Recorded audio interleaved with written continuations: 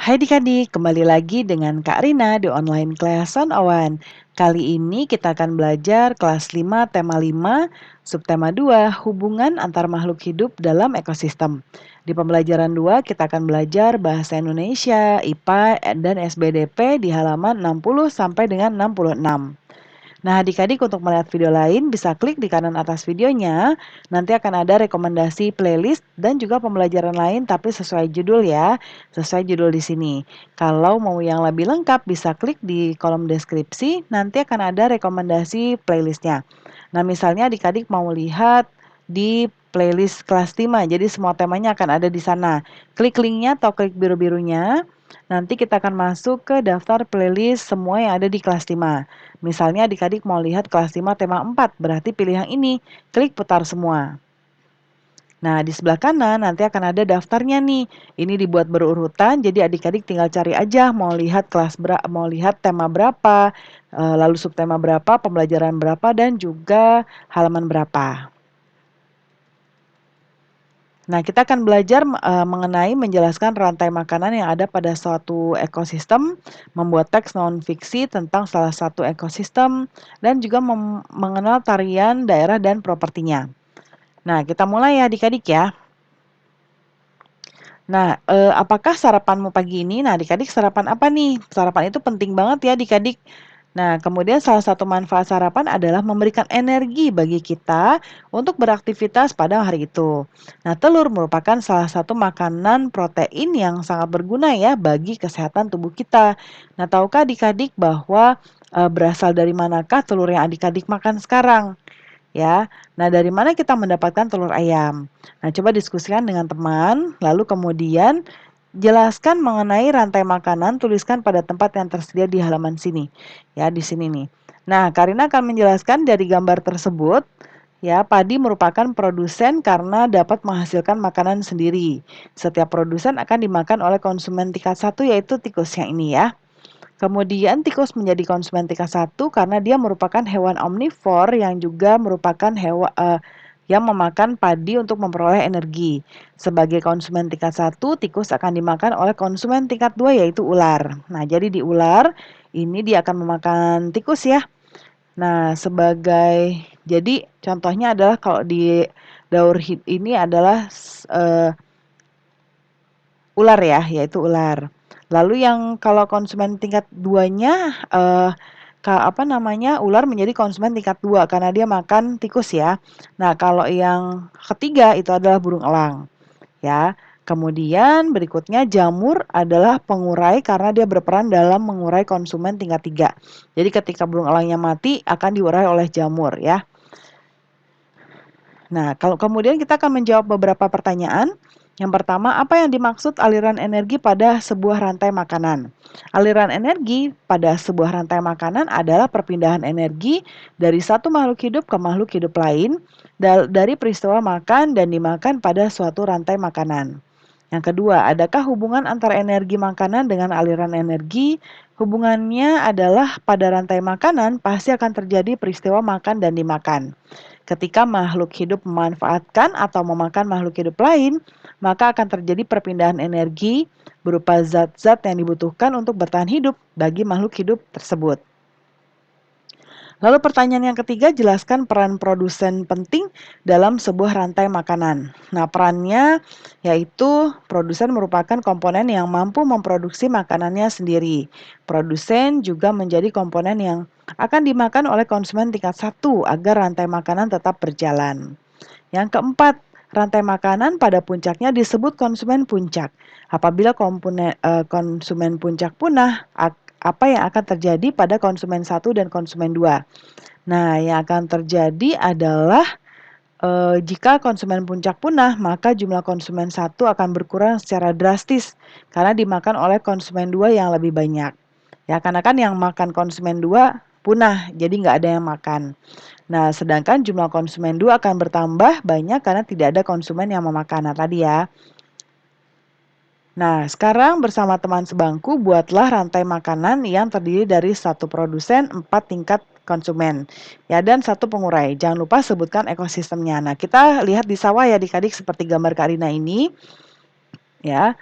Yang pertama adalah mulai dari produsen, padi bisa menghasilkan makanannya sendiri, dia akan dimakan oleh hama atau belalang, ya. Kemudian konsumen 2 adalah katak, lalu konsumen 3-nya adalah ular, dan terakhir konsumen 4-nya adalah burung elang. Lalu pengurainya ada jamur, ya. Nah, penjelasannya di sini hutan termasuk. Nah, Karina coba cek dulu ya. Nah, ini yang berikutnya. Pilihlah satu gambar berikut, buatlah karangan non-fiksi. Nah, ini ya. Mau yang A, B, atau C. Nah, Karina akan buat rantai makanan di ekosistem hutan. Ya, hutan termasuk contoh ekosistem alami. Keanekaragaman hayati yang terkandung dalam ekosistem ini sangat tinggi. Dalam sebuah ekosistem hutan ada banyak contoh sebagai interaksi antara komponen ekosistem biotik di dalamnya. Salah satu yang paling sering terjadi adalah interaksi makan dan dimakan antar makhluk hidup yang biasa kita kenal dengan istilah rantai makanan. Pada ekosistem, tumbuhan hijau memproduksi makanannya sendiri melalui proses fotosintesis. Dengan bantuan sinar matahari, tumbuhan mampu memproduksi makanan yang kemudian tersimpan di dalam tubuhnya. Dalam rantai makanan di ekosistem hutan, rumput berperan sebagai produsen.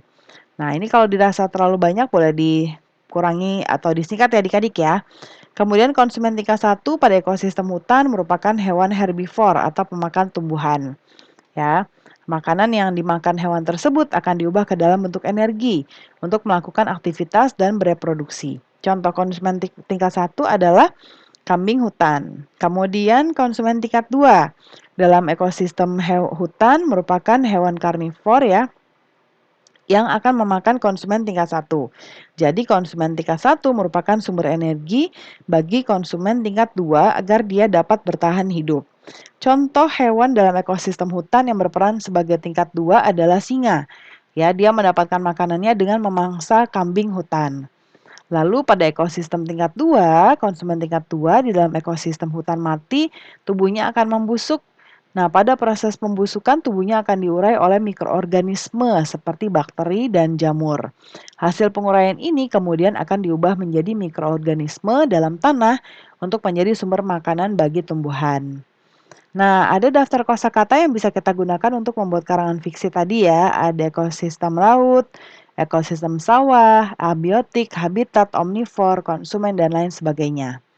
Ya, kemudian kita lihat ke tugas yang berikutnya langsung ya adik-adik ya. Ini boleh adik-adik baca dahulu atau di-pause dulu videonya. Nah, sekarang kita mengisi tabel. Yang kolom sebelah kiri nama tarian, ini sudah ada contohnya tari payung. Lalu properti yang digunakan atau barang-barang untuk menunjang tari tersebut ya, itu disebut properti. Untuk tari payung propertinya adalah payung. Nah, Karina sudah buatkan contoh lain. Ada tari kancet papatai, propertinya adalah kalembit dan mandau. Tari serimpi, keris, jebeng, tombak, jemparing, pistol. Lalu untuk tari saman ada bulung teleng dan sapu tangan. Tari baksa kembang, rangkaian bunga, tari remo keris, tari kuda lumping, kuda-kudaan. Lalu yang nomor B, menurut pendapatmu, apakah properti-properti tari yang digunakan memperkuat pesan yang disampaikan lewat tarian? Nah, pastinya dia properti dapat mempertegas gerakan penari ya adik-adik ya, sehingga maksud cerita tari dapat ditangkap oleh penonton. Entah itu dari peperangan, tari penyambutan, atau yang lainnya. Lalu yang C, sebutkan tarian yang menggunakan lebih dari 2 properti untuk menarikan tarian tersebut. Contohnya tari saman ya, dia ada bulung teleng yang dipakai di kepala, kedawek untuk ikat pinggang, sapu tangan, gelang, dan lain-lain. Lalu juga tari serimpi, ada keris, jebeng, tombak, jemparing, pistol. Kemudian properti utama dari tari kancet, papatai ada 3, yaitu kalembit ya, lalu mandau, dan juga baju perang khas suku Dayak. Nah, ayo berarti ada 3 pertanyaan, kita akan menjawab ini. Yang pertama, apakah peran produsen, konsumen, dan pengurai dalam sebuah rantai makanan? Yang pertama produsen ya, produsen berperan sebagai makanan dan pemberi energi bagi konsumen. Konsumen berperan sebagai pemakan produsen, sedangkan pengurai berperan untuk mengurai zat-zat pada konsumen yang telah mati agar dapat masuk ke dalam tanah dan dimanfaatkan oleh produsen untuk makan. Yang nomor dua, menurutmu apa sajakah yang dapat mengganggu rantai makanan? Bagaimana pengaruhnya terhadap ekosistem? Beberapa faktor yang dapat mengganggu antara lain perubahan musim, ya, bencana alam, serta faktor manusia sendiri, yaitu kegiatan industri dan pembukaan lahan yang tidak bertanggung jawab. Hal ini juga membuat ekosistem menjadi terganggu. Lalu yang keempat, apa yang dimaksud dengan properti dalam seni tari? Berikan contoh properti tari yang kamu ketahui. Nah, properti tari adalah segala perlengkapan tari yang digunakan untuk mendukung pertunjukan tari ya adik-adik. Contohnya selendang, senjata, penutup kepala, topeng, dan lain-lain. Nah, pembelajaran kita sudah selesai ya. Terima kasih sudah menonton sampai akhir. Mohon dimaafkan apabila ada kesalahan dalam perkataan maupun dalam materi yang diberikan. Sampai jumpa di pembelajaran berikutnya.